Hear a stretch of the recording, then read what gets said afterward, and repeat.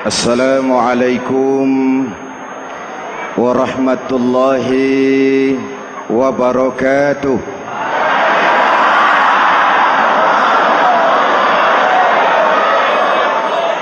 Alhamdulillahi rabbil alamin.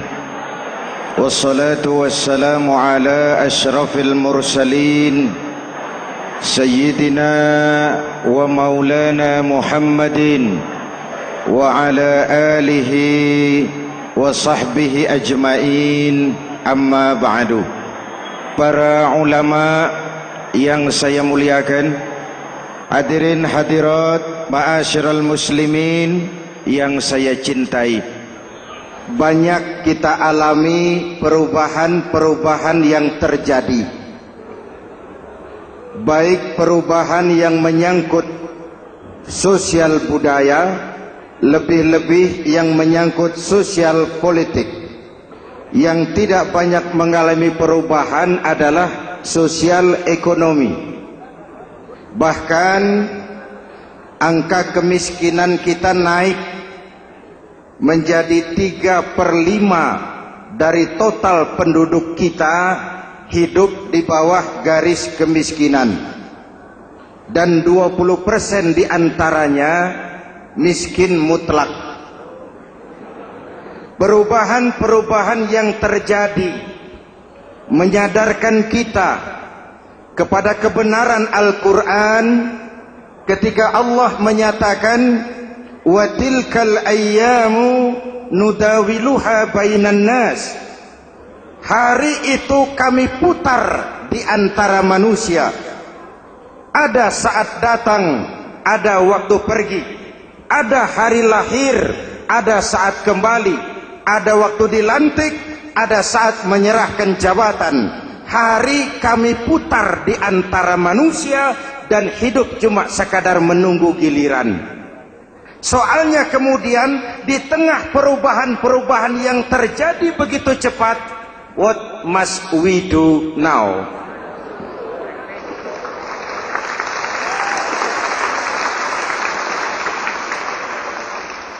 Saya juga ngerti itu.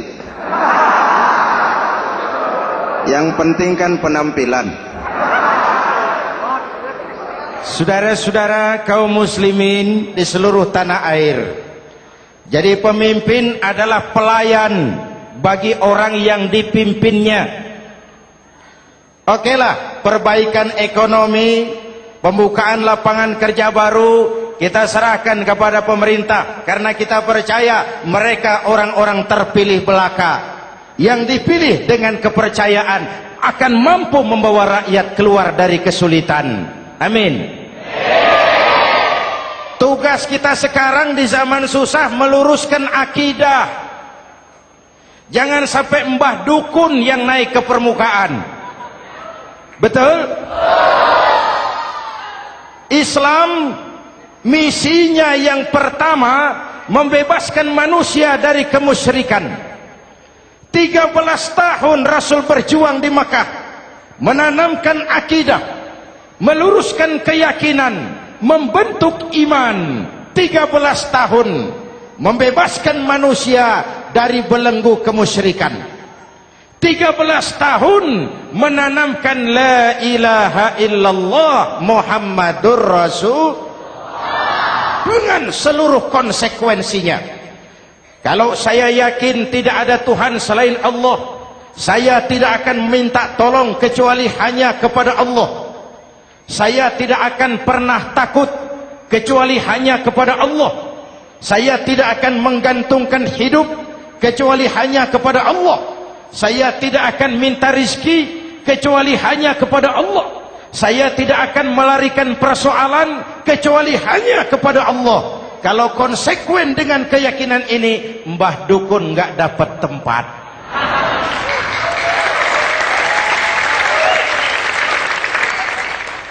Akur? Ayo lihat secara sederhana. Saya sandaran di tiang, tiangnya ambruk, sayanya jatuh. Saya sandaran di tembok, temboknya runtuh, saya juga runtuh. Saya sandaran kepada orang kaya, dia jatuh miskin, saya bangkrut. Saya sandaran kepada jenderal, dia pensiun, saya selesai. Tapi kalau saya sandaran hanya kepada Allah, Allah tidak akan pernah miskin, Allah tidak akan pernah lumpuh, Allah tidak akan pernah terpuruk, dan Allah tidak akan pernah berkurang kekuasaannya.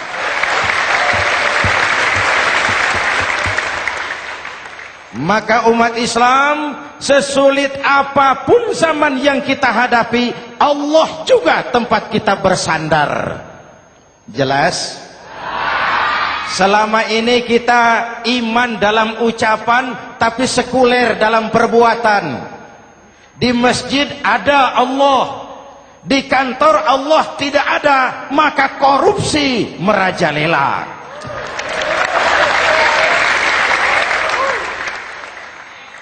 Di masjid ada Allah, di pasar Allah tidak ada, maka timbangan tetap curang. Kita iman dalam ucapan, tapi sekuler dalam perbuatan. Oleh karena itu, sesulit apapun zaman yang kita hadapi, iman jugalah pegangan kita, Allah juga tempat kita bersandar. Boleh zaman berubah, akidah jangan sampai goyah. Karena iman kita hidup, untuk iman kita berjuang, dan dalam iman kita ingin kembali menghadap Allah Subhanahu. Selama ini manusia Indonesia kita lebih banyak diisi otaknya, hati sering kosong, agama dangkal, akidah rapuh, moral rendah. Memang kemudian muncul banyak orang-orang pintar, cuma sayang tidak benar. Indonesia kita bangkrut, Indonesia kita terpuruk, Indonesia kita sakit parah kalau diurus orang yang cuma pintar tapi tidak benar. Kita perlu orang-orang pintar, tapi kita lebih perlu orang benar. Jelas? Kalau cuma pintar tapi tidak benar, itu yang sering saya sampaikan, nanti disuruh ngurus beras malah nimbun beras.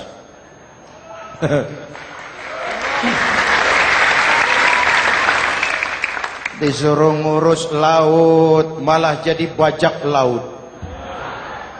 Disuruh ngurus hutan rame-rame jadi orang hutan. Jutaan hektar hutan Indonesia kita ini merupakan kekayaan sumber daya alam kita yang harus digunakan bagi sebesar-besar kemaslahatan rakyat. Yang disuruh ngurus hukum malah bikin hukum seperti pisau, tajam ke bawah, tumpul ke atas. Jangan heran lalu di masyarakat muncul street justice, pengadilan jalanan, sebagai refleksi dari ketidakpuasan melihat sikap hukum yang sangat berpihak. Kalau yang kecil salah, hukum cepat-cepat ditegakkan.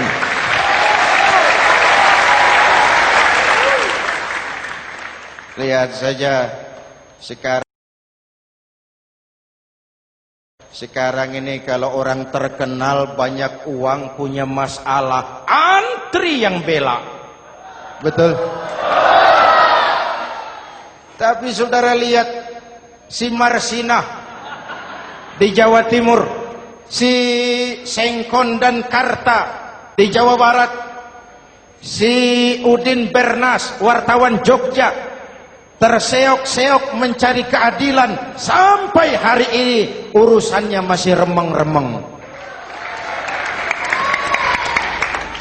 Kenapa bisa begitu? Jawabannya sederhana, tidak ada fulus. Ada fulus mulus, tidak ada fulus manfus. Betul? Jangan sampai para penegak hukum kita terjebak pada lagu baru, maju tak gentar membela yang bayar. Biar bertentangan dengan nurani, biar bertentangan dengan public opini, biar bertentangan dengan rasa keadilan. Siapa yang bayar, itulah majikan. Mau benar atau salah, belain terus. Kalau seperti inilah hukum kita, mafioso keadilan akan tetap gentayangan. Hadirin yang saya hormati, 13 tahun beliau berjuang di Mekah, meluruskan keyakinan, memantapkan akidah, meneguhkan iman. Dari situ segalanya dimulai, dan ke situ segalanya akan menuju. Intan paling mahal, mutiara paling berharga, tidak lain adalah nilai-nilai keimanan. Kalau itu sudah tergadai, apalagi yang bisa kita banggakan dalam kehidupan ini? Tidak merasa harta kita berharga, belum ada artinya ketimbang iman. Kedudukan kita punya nilai pun belum ada artinya ketimbang dengan nilai-nilai keimanan. Itu intan paling mahal, itu mutiara paling berharga. Harta baru ada manfaatnya kalau dilandasi dengan iman. Jabatan dan kedudukan baru terasa gunanya kalau dilandasi dengan keimanan. Kalau jabatan lepas dari iman, yang akan lahir Fir'aun baru. Jelas? Kalau harta terlepas dari iman, yang akan muncul adalah konglomerat Korun. Kalau ilmu pengetahuan terlepas dari nilai dasar keimanan, maka yang akan muncul adalah ilmuwan pelacur yang menyalahkan yang benar, membenarkan yang salah untuk kepentingan pribadi. Dan kondisi seperti itu tidak akan membuat kita makin sehat. Oleh karena itu, pada kesempatan ini, pesan pertama saya, menghadapi zaman susah, tetap jaga akidah, tetap pelihara keyakinan. Kesulitan bukan untuk ditakuti, untuk diatasi.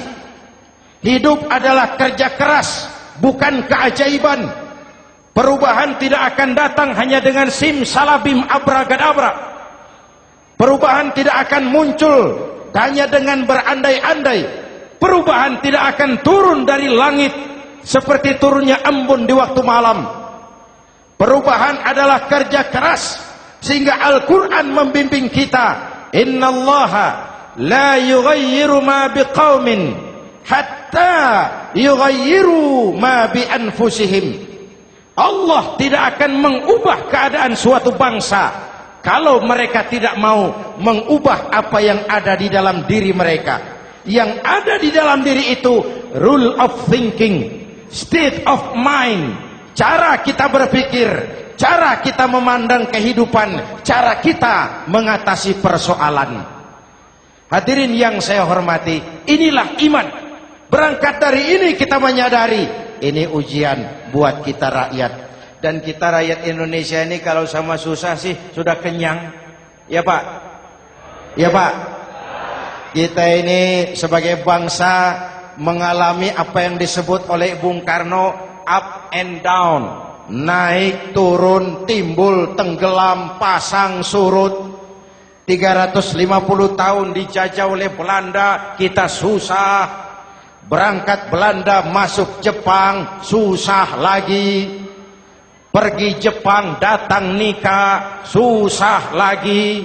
Lalu kita merdeka, dirongrong oleh berbagai pemberontakan, susah lagi. Makan bulgur, antri minyak.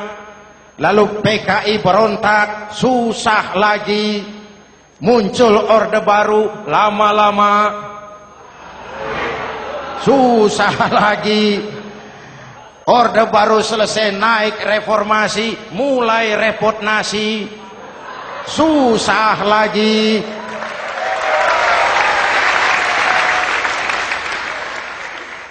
Kalau susah kita ini sudah akrab, sudah intim. Mestinya kalau sudah susah seperti itu, jangan salah sikap menyikapi kesusahan. Jangan sampai kita potong kompas, ambil jalan pintas, terjebak menghalalkan segala cara. Itu tidak akan menguntungkan, itu tidak akan menyelesaikan. Kalaupun selesai, nampaknya penyelesaian sesaat. Dan penyelesaian sesaat bukan penyelesaian yang sebenarnya. Karena itu tetaplah dalam koridor keimanan. Boleh zaman berubah, akidah jangan sampai goyah. Silahkan masa berganti, tapi keyakinan jangan mati. Sekali la ilaha illallah sampai tetes darah paling penghabisan, tetap la ilaha illallah. Sanggup? 3 orang. Sanggup? 21. Sanggup? Kalau sanggup kita harus konsekuen. Saudara-saudara di seluruh tanah air, misi yang kedua dari Islam setelah membebaskan manusia dari kemusyrikan, membebaskan manusia dari ras diskriminasi, mengikat manusia dengan tali akidah. Sebelum Islam datang, manusia dibedakan oleh warna kulit, manusia dibedakan oleh faktor keturunan, manusia dibedakan oleh faktor harta dan benda. Adalah Rasul yang mengajarkan, innallaha la yanzuru ila suwarikum wala ila amwalikum walakin yanzuru ila qulubikum wa a'malikum. Allah tidak melihat potonganmu, Allah tidak melihat hartamu. Yang Allah lihat itu adalah hatimu dan amal perbuatanmu. Jauh sebelum Amerika teriak-teriak membanggakan apa yang mereka sebut sebagai Declaration of Independence, Nabi sudah mengajarkan kepada kita semua, An-nas kulluhum li Adam wa Adam min turab la fadla li Arabiyyin ala ujamiyyin illa bittaqwa. Seluruh manusia berasal dari Adam. Adam diciptakan dari tanah. Tidak ada kelebihan Arab dengan yang bukan Arab kecuali takwanya. Jauh sebelum Amerika mencanangkan bahwa semua manusia dilahirkan sama, that all men are created equal. Jauh sebelum itu Islam sudah membebaskan manusia dari ras diskriminasi. Apa dalam konteks kekinian menghadapi zaman susah tetap jaga kerukunan? Ya Pak?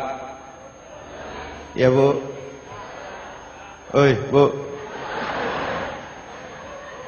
Menghadapi zaman susah tetap jaga kerukunan, baik antar umat seagama, antar umat beragama, maupun antar umat beragama dengan pemerintah.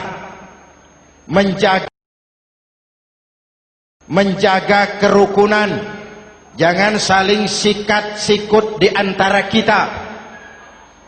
Sebab kalau sudah rukun, saya ajak berhitung, 1 ditambah 1 sama dengan, itu matematika namanya, hasilnya pasti. Tapi angka sosial hasilnya aneh. Saya ubah jadi angka sosial. Ayo kita berhitung lagi. 1 orang takut ditambah 1 orang takut sama dengan 2 orang setengah berani. Kenapa setengah berani? Karena sudah berdua. Tadi kan takut sendiri. Kalau sama-sama takut berkumpul jadi setengah berani. Kalau ditambah 1 orang takut lagi, 1 orang takut ditambah 1 orang takut ditambah 1 orang takut sama dengan 3 orang berani. Kenapa jadi berani? Karena sudah bertiga. Kita yang lemah, kita yang marginal, kita yang dikucilkan, bahkan kita yang dilecehkan, kalau mau rukun kita akan kuat dan tidak bakal dipermainkan orang.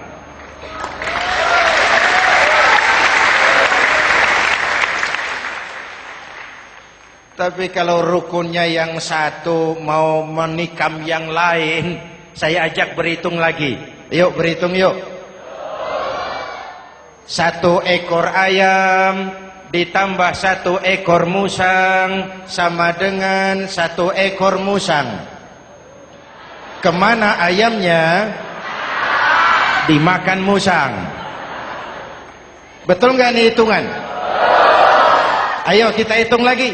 1 ekor ayam ditambah 1 ekor musang sama dengan 1 ekor musang. Kemana ayamnya? Dimakan musang. Jadi kalau kita suka kumpul dengan orang yang mau makan kita, selesailah kita.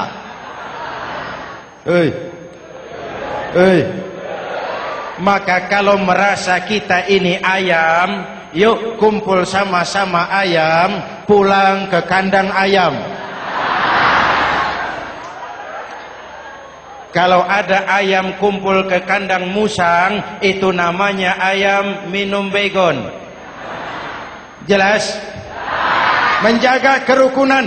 Pertama, antar umat seagama, sesama muslim harus saling menjaga, harus saling memelihara. Baik dia muslim yang jadi kapolri, baik dia muslim yang jadi kasat, baik dia muslim yang jadi pengusaha, baik dia muslim yang jadi petani, nelayan, guru, semua komit menjaga semangat kebersamaan, rukun antar umat seagama. Jelas? Jelas? Hadirin yang saya hormati, atas dasar itu saya ingatkan kembali, kita semua ingin persoalan terorisme dilepaskan kaitannya dari agama manapun. Tidak ada kaitannya terorisme dengan Islam, dengan Kristen, dengan Hindu, dengan Buddha. Tidak ada kaitannya terorisme dengan pondok pesantren.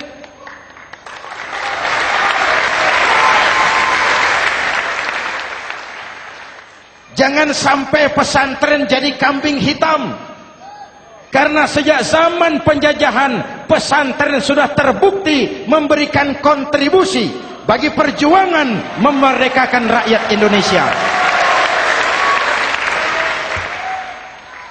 Rukun antar umat seagama. Yang kedua, rukun antar umat beragama. Islam ini rahmatan lil. Jangankan manusia walaupun berbeda agama, binatang saja dihormati. Ada hadis, fa iza zabahtum fa ahsinuz zibhata. Kalau kamu menyembelih hewan, sembelihlah dengan cara yang terbaik.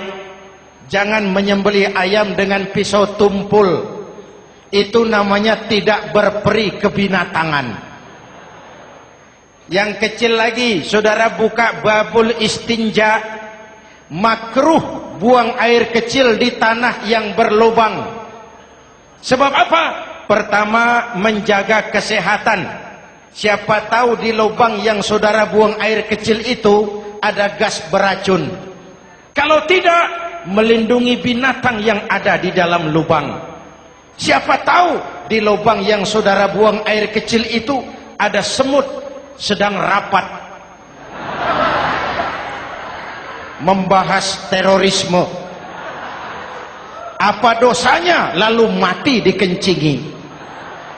Ini namanya rahmatan lis semut. Binatang saja dilindungi. Maka perbedaan agama tidak harus menyebabkan kita bertolak belakang. Perbedaan agama bukan alasan untuk saling bermusuhan. Apalagi kita sudah menyadari tentang kemajemukan kita, tentang kebinekaan kita, tentang keragaman kita. Rukun antar umat beragama. Saling menghormati, saling menghargai, tapi tetap dalam batas lakum dinukum. Lalu rukun antar umat beragama dengan pemerintah. Hadirin yang saya hormati, yang benar kita dukung, yang salah kita perbaiki dan kita tegur menurut cara-cara yang diajarkan oleh agama kita. Dan sholat berjamaah, pendidikan bernegara yang paling bagus. Tadi kita sholat ada imam, ada makmum, betul? Makmum wajib ikut imam kalau imam benar sholatnya. Rakyat wajib ikut pemimpin kalau pemimpin benar mimpinnya. Masyarakat Islam ini loyal. Masyarakat Islam ini bukan pemberontak. Masyarakat Islam ini taat dan setia. Kapan? Kalau imamnya benar. Imam takbir, makmum. Imam ruku, makmum. Imam i'tidal, makmum. I'tidal. Imam sujud, makmum. Tapi kalau imam keliru, mestinya imam ruku malah sujud. Salah imam ini. Tegur. Siapa yang wajib negur? Makmum yang sop terdepan. Anggota DPR.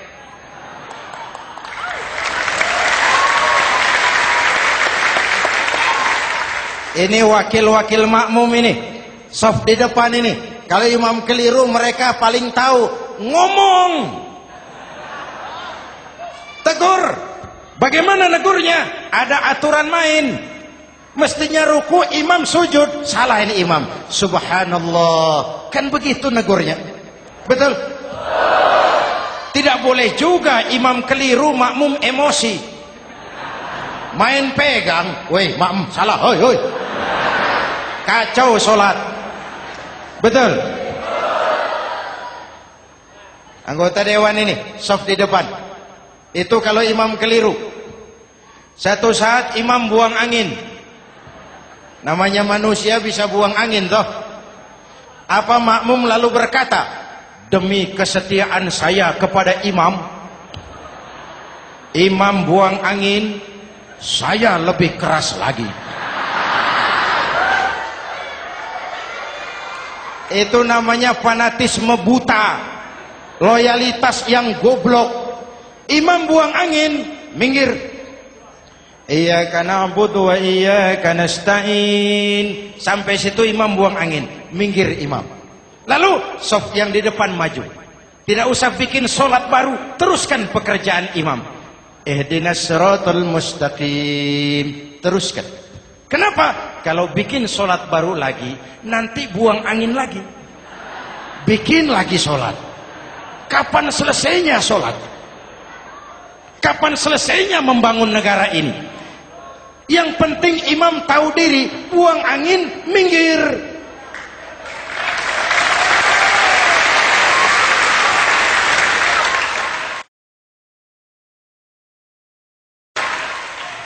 Ini kacaunya sholat berjamaah kita sekarang. Kacaunya negeri kita sekarang. Banyak imam sudah buang angin, gengsi. Diam aja merasa nggak punya salah. Dikasih tahu sama makmum, imam tadi buang angin ya, malah jawab sedikit. Apa kalau sedikit lalu tidak batal sholat itu? Mekanisme kehidupan sosial yang diatur lewat tuntunan sholat berjamaah. Sehingga Nabi berpesan, kun imaman muta'an au ma'muman muti'an fala takun thalisan jazu'a. Kalau jadi pemimpin, jadilah pemimpin yang ditaati. Kalau jadi makmum, jadilah makmum yang mentaati. Jangan jadi golongan ketiga pemecah belah. Di depan tidak jalan, di belakang takut, ditaruh yang di tengah, di depan didorong, yang belakang ditendang. Ini namanya biang kerok. Saudara-saudara, dari uraian singkat ini saya ambil beberapa catatan pokok. Pertama, kalau ada intan paling mahal, kalau ada mutiara paling berharga dalam hidup kita, itu tidak lain adalah karena keyakinan. Hidup jadi indah, hidup jadi berharga, hidup jadi berarti kalau didasari atas sebuah keyakinan. Dan keyakinan itu tidak lain adalah nilai iman kita, akidah kita kepada Allah Subhanahu wa taala. Yang kedua, tetap menjaga kerukunan. Sesulit apapun zaman yang kita hadapi, kita tetap harus menjaga semangat kebersamaan. Kita harus tetap menjadi lem perekat yang menjaga keutuhan, baik sebagai bangsa maupun sebagai umat. Perbedaan adalah wajar, harus dihormati sebagai ciri kehidupan berdemokrasi. Tapi jangan perbedaan menjadi sebab kita bermusuhan, dan jangan perbedaan menyebabkan kita saling berpecah belah. Hormati perbedaan, jangan perbedaan dipandang sebagai permusuhan.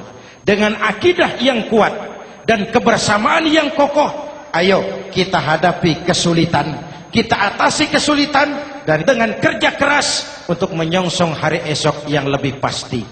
Mari kita Fatihah, semoga Allah memelihara kita bangsa Indonesia. Ala hadhihi niyah wa ila hadratin Nabi. Al-Fatihah.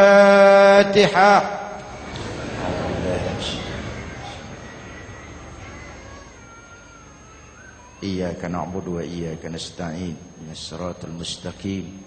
Siratal ladzina an'amta 'alaihim. Bismillahirrahmanirrahim. Amin. Alhamdulillah Rabbil Alamin. Allahumma salli wa sallim mubarak ala Sayyidina Muhammadin wa ala alihi wa sahbihi ajma'in. Allahumma Rabbana taqabbal minna salatana wa siyamana wa qiyamana wa takhassu'ana wa ta'abbudana wa tammim taksirana ya arhamar rahimin. Allahumma aslih man fi salahihi salahul muslimin. Allahumma ahlik man fi halakihi salahul muslimin. Allahumma Rabbana la tu'akhizna in nasina aw akhtana. Rabbana wa la tahmil alaina isran kama hamaltahu ala alladhina min qablina. Rabbana wa la tuhammilna ma la taqata lana bih wa'fu 'anna waghfir lana warhamna anta maulana fansurna 'alal qaumil kafirin. Allahumma ij'alna minas su'ada'il maqbulin wa la taj'alna minal asqiya'il mardudin. Afdalu ma qultuhu ana wan nabiyyuna min qabli. La ilaha illallah.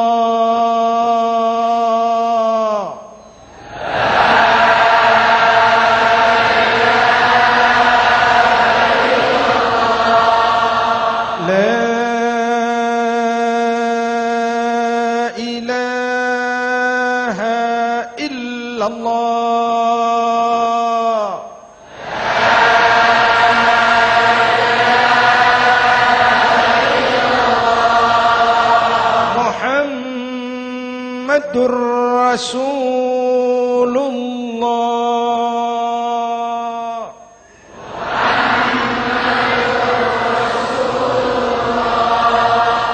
Sallallahu alaihi wa alihi wa sallam. Kalimatu haqqin 'alaiha nahya wa 'alaiha namut wa 'alaiha wa biha nub'atsu insyaallah minal aminin minal aminin minal aminin rahmatika ya arhamar rahimin. Sallallahu ala sayyidina Muhammad wa ala alihi wa sahbihi ajma'in. Ana rabbika rabbil izzati amma yasifun. Salamun alal mursalin. Walhamdulillah rabbil alamin. Jumpa lagi di lain kesempatan insyaallah. Wassalamualaikum warahmatullahi wabarakatuh.